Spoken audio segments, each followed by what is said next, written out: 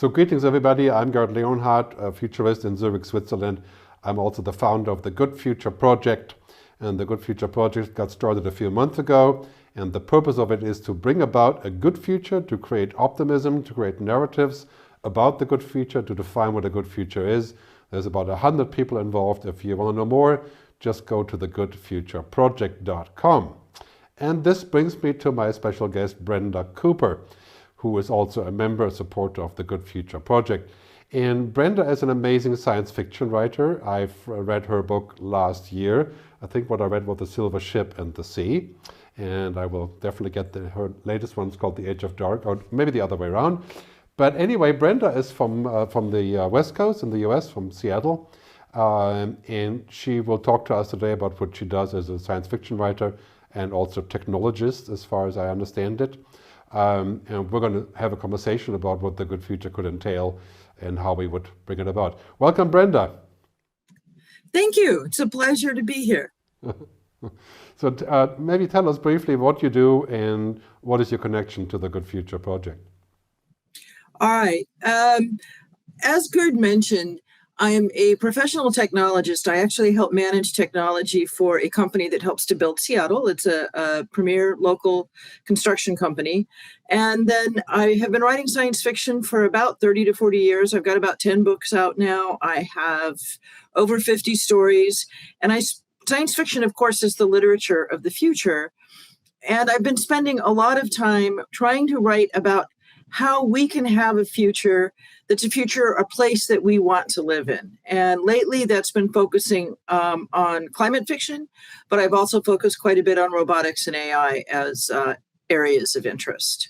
And I'm part of this because I've also been, probably I'd call myself an amateur futurist. I do talk to audiences, often smaller audiences, about the future, help people understand trends, help people understand how to think about the future.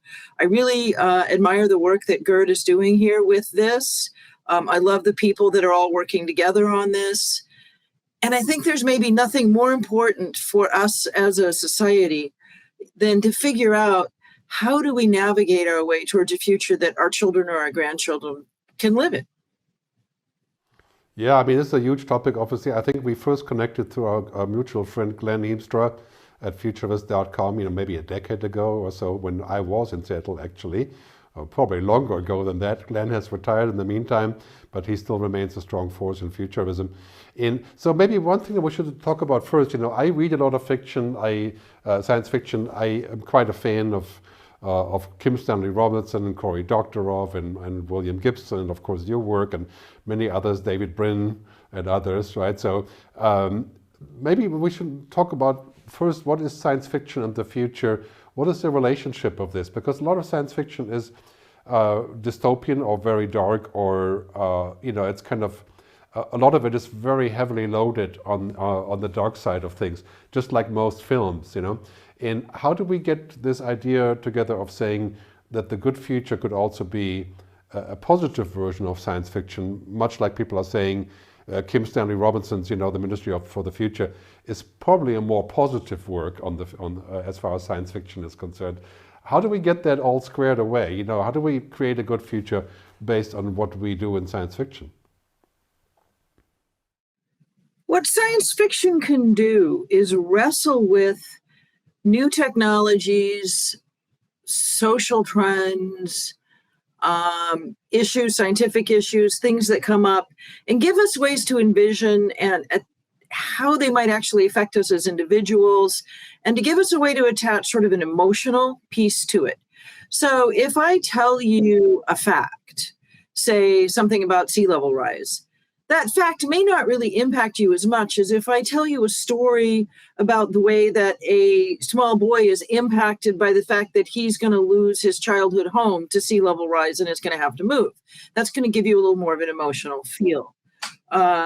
I do want to support the idea that the Ministry of the Future is a fabulous book. Kim Stanley Robinson has been writing really good work in this area for a long time, and I think that's his masterwork so far. It's being read by lots of people, and he does his research, and he's come up with a number of not Pollyanna, but actually hard but possible choices that can help, or ideas that can help us see ways we might be able to create the future that I think you and I and many other people are hoping for. Yeah, I mean, the thing I really liked about Stan's book was that it had a really powerful science fiction story in the terms that it wasn't already here, but it also showed some really practical solutions, potential solutions, like the carbon coin, the global carbon coin, which has now been discussed, on a global level, and that was really exciting. But in your work, how do you create optimism and hope? When it's really so much easier. I mean, I'm not a professional writer like you. I just write my occasional book. But how do you create a story that has a positive outlook without being Pollyanna or naive or any of those things? Because it's just so much easier to create a story that's like really utopian or dystopian, right? So how do you go about that? Well, I'll tell you a story about a story as a way. I did a piece for Slate that came out earlier this year. It's called Out of Ash. You can find it online. And I was working with the Arizona, with ASU, with the Center for Science and the Imagination, and on a project called Future Tense, where they have science fiction writers come in and write, and they give us ideas. So they asked me to write about how are we going to mitigate climate issues, or how are we going to adapt to them in some way? And so I chose to write a story about moving a city, in this case, the capital city of Washington State, Olympia, away from the coast because it's seriously threatened. It probably won't be able to thrive where it is with very significant sea level rise at all. So there's plenty of opportunities for conflict in a story like that. There's plenty of opportunities for challenge. And yet, you can still succeed in the end, which I think really is the human story. The human story is seeing problems and figuring out ways to help resolve those problems and moving on. And so it's really not, I think, that hard. There's plenty of real world problems we need to solve and plenty of positive ways to solve them. I never run out of ideas. I have to tell you personally, I've been struggling, not just because of COVID. I've been struggling in the last 2 years with maintaining a positive message. As we're being bombarded with all the non-positive stuff like the Ukraine-Russia war, and it's funny. Every client asks me about how can I be an optimist about the future when I'm looking at 50 things that currently are on the downward direction, like democracy. Right, like the sort of really bizarre situation in the U.S. in terms of politics, the polarization of things, and social media, and all that. Right. So how do we maintain optimism? I mean, just to answer the question myself first, and then over to you, is I think what's really important is the Antonio Gramsci quote, which I use a lot in my work, is to say that we have pessimism of the intellect, but optimism of the mind. This is what Gramsci said about his work. And that means, we ask questions and we understand the worries, but we stay optimistic, as Christiana Figueroa said from the climate change panel, the Paris Accord. She says, basically stubborn optimism. Right? And that's what I try to do in my work, and to maintain that without closing my eyes to all the things that may get in the way. But how do you do that? I think there's a couple of ways. One, well, it's sometimes difficult to feel positive about humanity as a whole when you see some of the large-scale things we do, like destroy ecosystems, murder species, have deep levels of racism. But when you look at the individual level, almost all of the people I know will help each other out, will really give you the shirt off your back if you need it. I know very, very few people I would consider mean, awful, unfair, or purposely causing any parts of the problem, even though I think probably all of us unconsciously contribute to many of the problems that we have. But most people, I think, are intrinsically good. So that's a piece of it. And the second is there's a lot of news out there, if you look at it, that's positive news. There is a lot of news about places, about rewilding. I posted a story not long ago, I think on LinkedIn, about the Dutch rewilding a river. There are stories about how clean energy is much easier. There's the fabulous water battery built in Switzerland, Nantes. So there's lots of really interesting things that are positive if you look for them. Well, one thing we're trying to do with the Good Future Project is to say that we already know that we have lots of great indications how things are improving, how they can improve even more. But for some reason, people have stopped believing that the future is good, right? And this is really kind of a belief question, because the facts are there. We're reducing poverty, we're reducing childbirth death, we're changing our energy system, we're not exploding with 15 billion people on the planet. All that stuff is happening. But how do we create a story that's a good narrative, so that people can start believing that the future is actually worth being there? I mean, it's funny, when you talk to millennials, I don't know what you feel about this, but when I speak to people around 30 years old or so, they're saying that, many of them are saying that the future is lousy, which is why they're not going to have kids, right? I mean, I hear that all the time. I'm like, wow, really, you think it's going to be so bad? So how do we change that story? I think we tell good stories. I think there may be some things that we need to dismantle. I think social media is doing us a lot of damage in its current form. I think we need social media, and there's been many good movements and good things that have happened as a result of, say, Twitter, even though at the moment, there's obviously a lot of controversy as well over some of the negative aspects. But I think we need to figure out how to create a more positive experience with each other online. It's so lovely that you and I can talk together and discuss a positive future from all the way across the planet, which we wouldn't have been able to do when I was born. I mean, we're really living in a magical time with lovely technologies, and yet we're letting these fabulous technologies do as much harm as good. And I think we need to work on trying to figure that out as part of how we help with that. Yeah, I think that will be part of the Good Future Project as well, because I always say that, we will have all the tools and the science, and we're inventing stuff every week now, right? It's truly mind-boggling, my favorite word for the future. But then we end up doing the wrong thing with it, like Buckminster Fuller said, right? Humans and humanity invents all the right technology, ends up using it for the wrong reason. Right? And this is really the problem. It's not that we're powerless or that we're stupid or that we're not doing the right thing. And the other thing you mentioned, I think it's really important to believe that humans are inherently positive, inherently capable of collaboration. And this is another thing I hear all the time when I'm speaking. People are saying, humans are not good, and this is why we're having all the problems, right? And I'm always saying, I don't believe it. I really don't believe that humans are all bad, so that's why we have all these issues, right? And this is really one of the stories of reading a book like Humankind, Rutger Bregman's book on this. And I think it's also really important to bring that story out, that no, if we're stuck on an island, we're not going to all end up killing each other and eating each other just because we're evil, right? And this is the kind of story. So I wanted to ask you, in our exchange of emails, we also got to talk a little bit about the generational difference and the fact that, for example, a lot of futurists are older men like me, and what makes it even worse, older white men.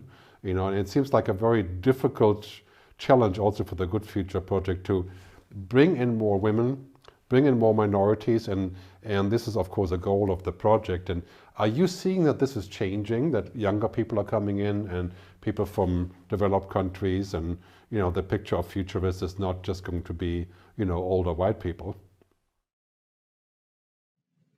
I think the futures community is working on it, and I'm seeing progress. I think you're actively working on it, because I know in our Good Future meetings, I'm seeing more diversity.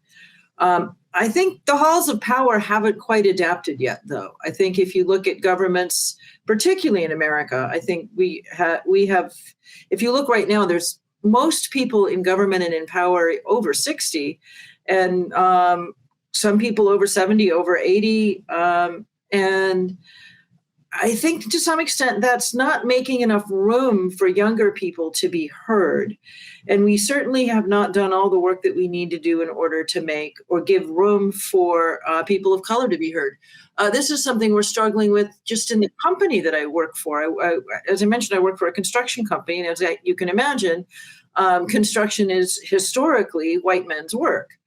And our leadership has been doing a lot of work to try to change that. And yet it's very hard. So we've made a lot of really good progress, and we're really, truly working on it, both trying to attract new voices, new people into the industry, and then to help let them thrive. But there's a lot of little dismantling that we're having to do of some of our own systems in order to help that happen. And I think that's true in government. I think that's true in other industries. And I think we're on the right path. Yeah. I think it's the same Good Future story, but it's a hard path, and it's going to take some time and attention.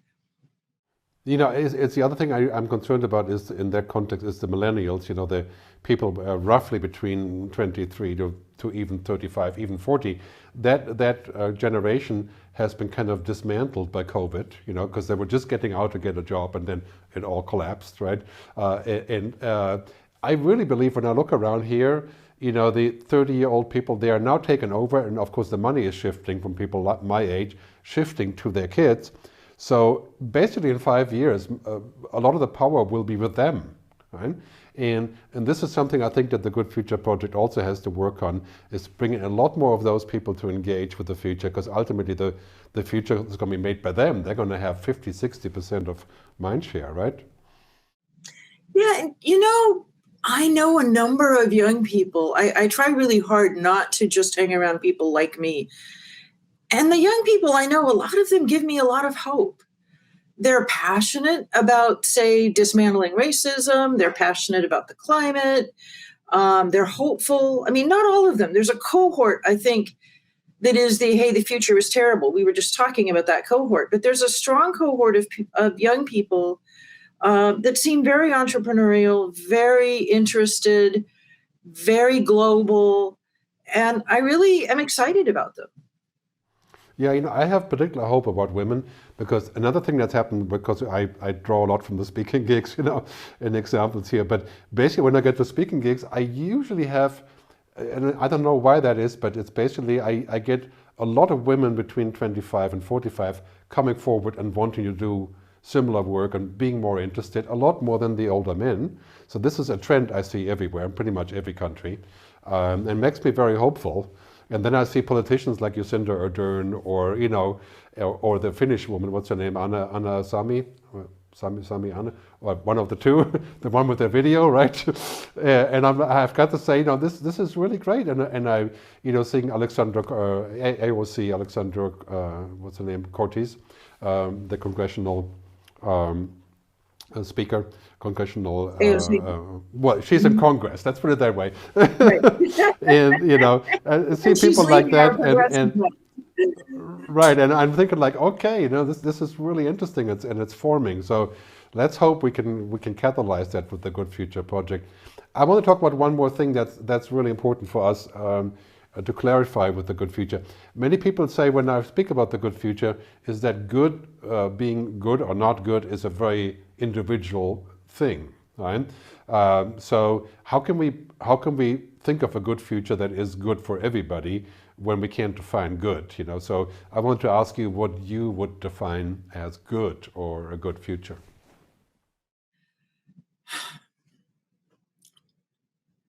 I'm going to ramble a little bit. I think that the good future requires that we value the right things. That means we value each other, we value the things we hold in common, that we value and perhaps give rights to ecosystems, to wild things, because we're going to need to do that in order to survive. We need to grow up, if you will, I think, and change our orientation about what we value. And so I think in a good future, we're going to value each other. We're going to value deer and butterflies and maybe even cockroaches in ways that we don't today. And we're going to help protect the planet and each other. I think a good future includes all voices. I think it's really important that we can listen to younger voices, to people of color. I think it's really important that we can shift and change the economic condition that we're in right now. I think that some amount of disparity is fine. It's acceptable if not everyone has the same amount of money. I'm not a socialist by any level, but the amount of disparity that we have now, and particularly the amount of poverty, even though we are making some progress on it, is just not close enough. There should not be, in a world where we have as much as we do, and we have a lot, There should not be a world that is this rich, where we have so many people who are either hungry or in despair or have mental health issues or any one of a number of things. So a good future would have better safety nets. And I mean, I'm a science fiction writer. I think a good future is going to be full of interesting technology and well-designed cities and places we want to live.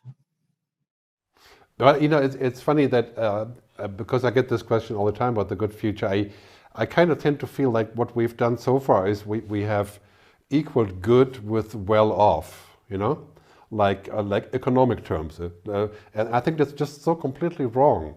Because even Bobby Kennedy already said 1968, GDP measures everything except that which makes our lives worthwhile, right? So far we've said, okay, good means being well off, and everybody should be well off. But I think we're so misguided there, because good has a much larger meaning. For me, for example, having civil rights, having the right to have a family, the right to self-realization, not dying, healthcare, food, simple things, right? So to me, it's like the Maslow pyramid, the lowest part of the Maslow pyramid, covering those would already be a very good start, for example, in Africa or in Asia, where that's often not taken care of, right? But for me, good has to be removed from the economic factor, because if we're moving beyond GDP, we're moving towards people, planet, purpose, as I call it, and prosperity, the 4 Ps, then good has a larger meaning, right? And it's not the question of, it may be good for you to have 2 cars or 3 or a big house or be able to fly with the airplane anytime on vacation you want to. That may be good for us. But general definition of good means being human, right? Expressing yourself, having enough to eat, all those kind of things. And I think if we bring it down to that, what you said, and this definition, we can say that if we can achieve that, that's a huge step forward to define, what is the bottom line of that good definition, without defining the little pieces on top, the intricacies and the small part, Yeah, one of the things I've heard you talk about. One of the things I've heard you talk about, and that we've had conversations about in other parts of my life as well, is purpose. And I think purpose is super important, and people feeling as if they are doing something, which may be different for me than it is for you, but doing something that makes the world a better place in some way. It doesn't even have to be in a big way. I've met people who are, say, helping the homeless, or simply planting lovely gardens and taking care of a piece of land, that are very happy because they're doing something that they feel is making the world more beautiful. And I think it can come down to simple things like that. And frankly, I'm going to throw another word in there. I think we all want love and affection. And I think that that's the thing that we can, we don't talk about the emotional happiness of people. And I think we should be talking about that as part of what makes up a good future. I mean, right now we have a lot of key worries. Yeah, it's one of the key worries, also a big topic for the Good Future Project. We have 3 topics there, which is, of course, climate change and energy, and then technology and humanity, and lastly, of course, sustainable capitalism. So one of the key issues is, if technology will grow and grow and grow in power, which it is doing right now, and then how do we stay human? How do we stay humanly connected? For example, humans are basically basing their lives and their experiences on engagement and relationships and feelings, and it has nothing to do with computers at all, right? It's very uncomputing, you could say. I would say it's multinary, not binary, right?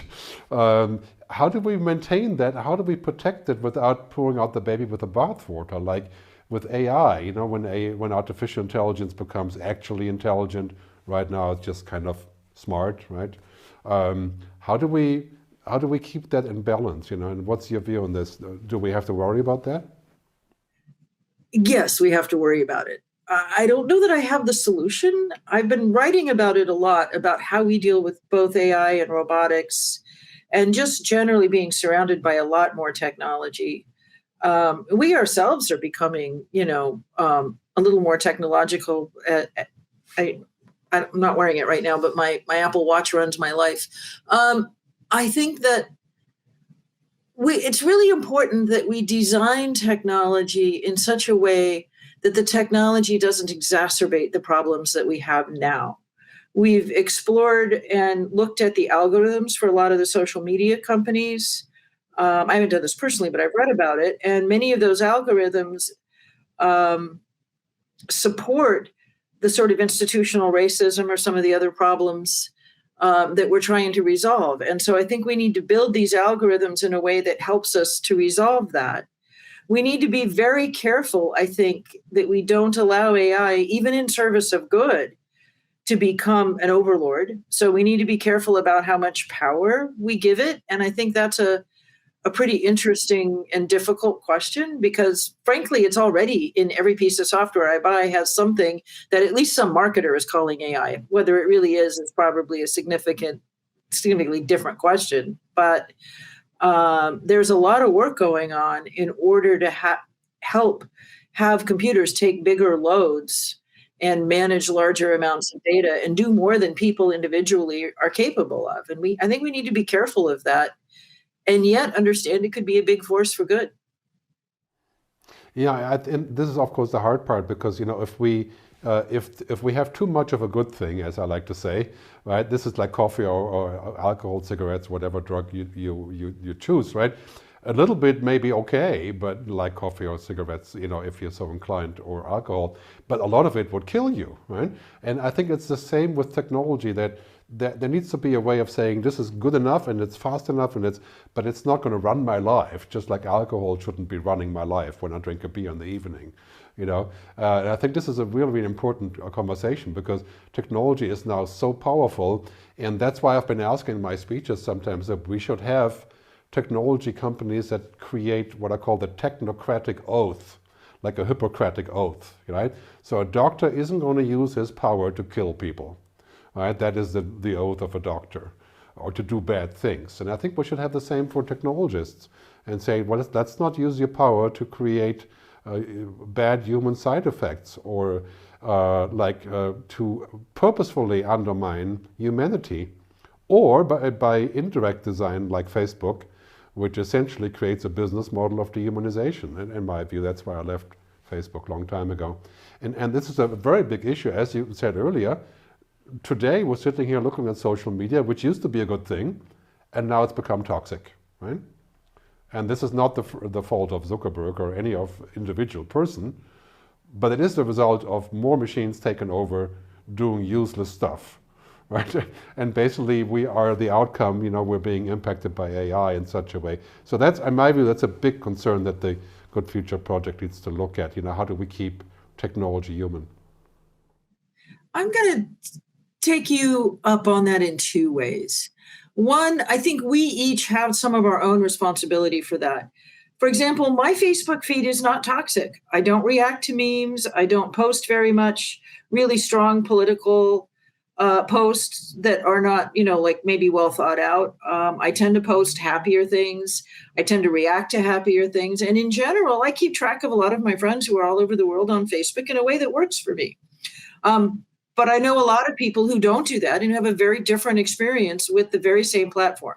So some of that is, what are we as users doing in order to interact with this platform, knowing that it's going to react to whatever we do, and that it has a bias to pick up on anything that amplifies negative emotions like anger. So I'm very careful not to post angry things, because if I do that, I think I'll poison my feed. So some of it is, what are we doing? And then the secondary part of it is, I think you are right about the technocratic oath, but I think it's bigger than that. I think it's not just the technologists. I think it's big pharma. I think it's many of the other things, the oil companies. I mean, there are many companies that are getting a lot of economic rewards for doing bad things. And I think it'd be very important for us to try to figure out, how do we build more economic rewards for doing good things instead? Yeah, this is one of the key points, of course, that we have in common. I really feel like a lot of business models today are out there making very good money doing very bad things. Yeah. And the stock market makes that possible, and it rewards it, right? I mean, the biggest company in the world is Aramco, right? What do they do? They're basically killing our world, step by step. Not that I'm personally blaming anybody there, but I mean, this is a big story, right? So I'm like, okay, this can't, I mean, how can we make so much money with something that's bound to kill us, right? It just doesn't make any sense. And, Facebook makes $150 million, used to, rather, profit per day, right? Per day, right? And then you have to say, well, there's something wrong with our economic logic, right? Incentivizing things that will be really bad for us, and that has to end. So that is part of the sustainable capitalism, Al Gore, the sort of future fit economics that is at the core of everything. Like, we're not going to change what's happening with climate change until we get around to saying that the economic logic underneath has to change, right? And the stock market, I work with many clients who keep saying, oh, we would do that, but every time we do that, we get whacked by the stock market, that says, hey, get off this thing and just make money, right? That's not good. So it's one of those things where, yeah. I would say we're beginning to see some shift in that. It's not widespread. But I, for example, invest in a couple of, I'm not a big investor. I'm talking about retirement level money for a working person. But I invest in some stock portfolios that are designed around clean energy or designed around positive things. And those portfolios have done as well or better through COVID as the other similar portfolios I could have invested in instead. So I think we can make choices about what we choose to invest in. This goes back to there being some personal accountability that we need to take in order to help make these changes. If we as individuals value a good future, whether we're rich or poor or in between like I am, I'm solidly middle class, what we choose to do builds the future. You and I both know that as futurists. It's what we believe now and what we do now that will help impact the future far more than what choices we make 20 years from now. Well, I do see a groundswell on this. When I talk to people about what's happening, a lot of people are saying, I want to personally divest from anything to do with fossil fuel, any fund, any retirement, I'm going to divest. I've done the same thing. It was tedious, but I've done it. I got rid of my car. I'm sharing a car with my wife now. We're barely using the car. We're taking the train when we can. But in my job, of course, I'm the biggest sinner as far as flying is concerned. I'm trying to solve that problem, but that's going to be a tough one. So in any case, we need to wrap up. And it's been really great speaking to you. I hope we can resume some other time. Maybe at the end, could you tell people where they can find out more about you and your books and more information about what you do? Sure. I have a website, brenda-cooper.com. I Google fairly well. You can find most of my books available in most electronic outlets for where you can buy books. I have a lot of free fiction online if people are interested. I mentioned the Slate story. I have a story coming out shortly in Anthropocene magazine. I'm not sure exactly when that'll be out. So, you can find my work that way, and you can connect with me on LinkedIn. I'm also pretty easy to find there. And hopefully I'll have more interactions as well with the Good Future Project, and I'm hoping everyone interacts with that. So there you go. Thanks a lot. Great. It was fun. Well, thank you. We have big plans with the Good Future Project, but we're going slowly because it's funded just privately, everything. So more information at thegoodfutureproject.com. You can also sign up to be a member there. And we have a YouTube channel, and of course Twitter is Good Future Feed is the Twitter handle. And you can find us everywhere just by looking at the Good Future and maybe my name, Gerd, like gastrointestinal reflux disease, same thing, Gerd. So thanks very much for tuning in, and I hope to see you down the road. And thanks, and over and out.